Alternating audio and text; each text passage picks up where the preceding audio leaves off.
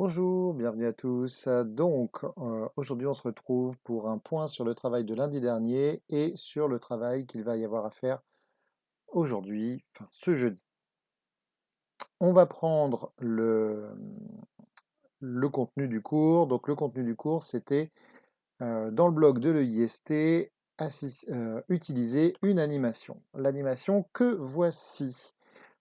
Elle va nous permettre de faire des montages à domicile. Donc, le premier exercice, c'était de faire briller une lampe. Une lampe, je n'aime pas le terme qui est ampoule ici, on va bien parler de lampe. On détaillera ça en classe. Donc, faire briller une lampe. Pour faire briller une lampe, c'est simple, il faut relier les deux bornes qui sont là, de la lampe, aux deux bornes de la pile. Je peux tout à fait mettre au contact comme ceci, mais il est souvent plus simple d'utiliser des fils. Donc, je relie les deux bornes à la pile et elle brille, pas de problème.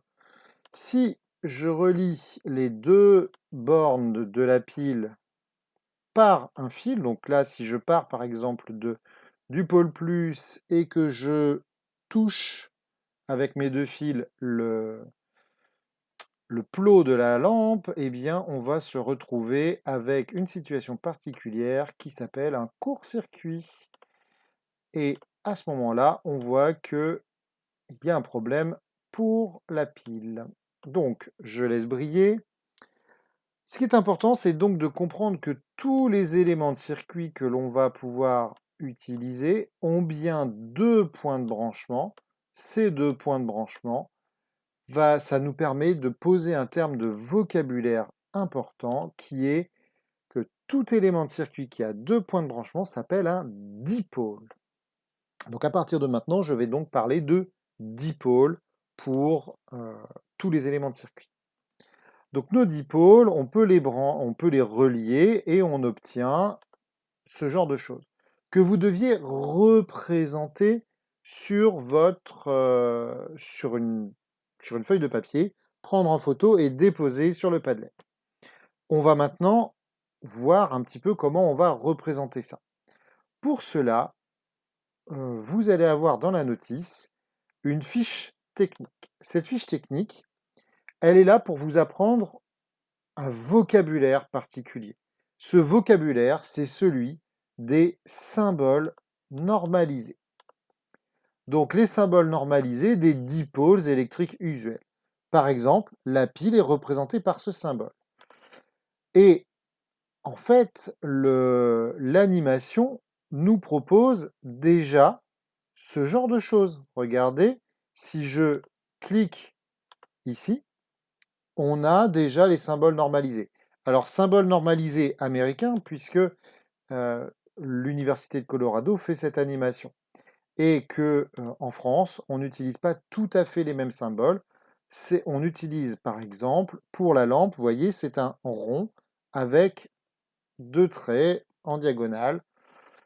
La première consigne, hein, c'est que tous ces symboles, tous ces éléments-là, on va donc schématiser les circuits électriques à partir en utilisant, pardon, le crayon de papier et la règle. Donc vous allez avoir la fiche technique avec toute l'explication qui est là, avec toutes les consignes qu'il faut suivre pour pouvoir réaliser les schémas. Et donc le travail d'aujourd'hui sera de représenter les trois circuits, ou plutôt les deux circuits, parce que je vais en faire un avec vous.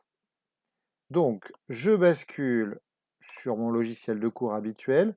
Donc, pour faire le circuit avec où une lampe brille, j'ai quoi comme dipôle? J'ai forcément une lampe,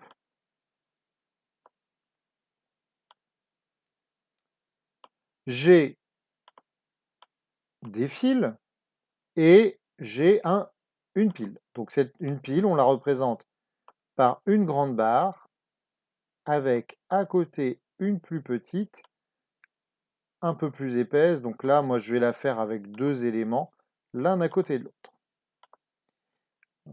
Voilà, la barre est un petit peu plus épaisse. Donc une pile, une lampe et des fils. Dans la fiche technique, vous allez voir qu'on vous conseille de mettre tous les éléments de circuit sur un rectangle. On fait un rectangle au crayon de papier très fin. Ensuite, on prend les éléments de circuit que l'on dispose sur le cadre que l'on a fait, évidemment. Je cherchais mes mots, donc on dispose sur le cadre, puisque j'étais en train de faire autre chose en même temps. Donc là, je vais prendre, par exemple, hop, pour que ce soit plus simple, je vais grouper mes éléments. Tchac. Là, vous voyez, il y a un truc qui me gêne, c'est que j'ai mon petit trait qui est là. Donc normalement, ce que je dois faire, c'est il faut que je mette un petit cadre blanc. Donc, vous, au crayon de papier, c'est on efface. D'accord? Vous effacez là où vous allez mettre votre pile. Et là, je vais avoir quelque chose qui me plaît déjà beaucoup plus. Hop, voilà. Donc là, vous voyez que il y a la grande barre qui va représenter le pôle plus, la petite barre qui représente le pôle moins. Donc je le note, il y a le plus et le moins de la pile. Comme je suis en crayon de papier, je le fais bien en noir, évidemment.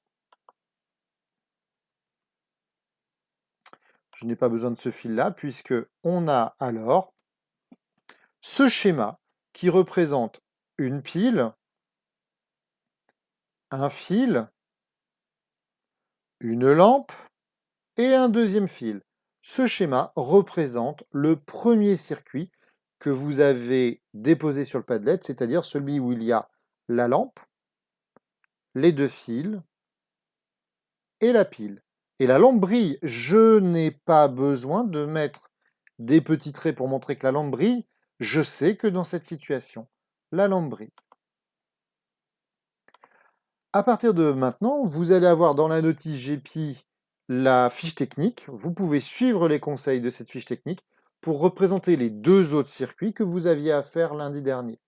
Et vous déposez dans les mêmes Padlets les schémas que vous allez faire correspondant à ces circuits. Voilà, la vidéo est terminée.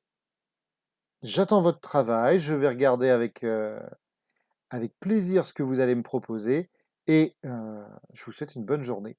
Au revoir.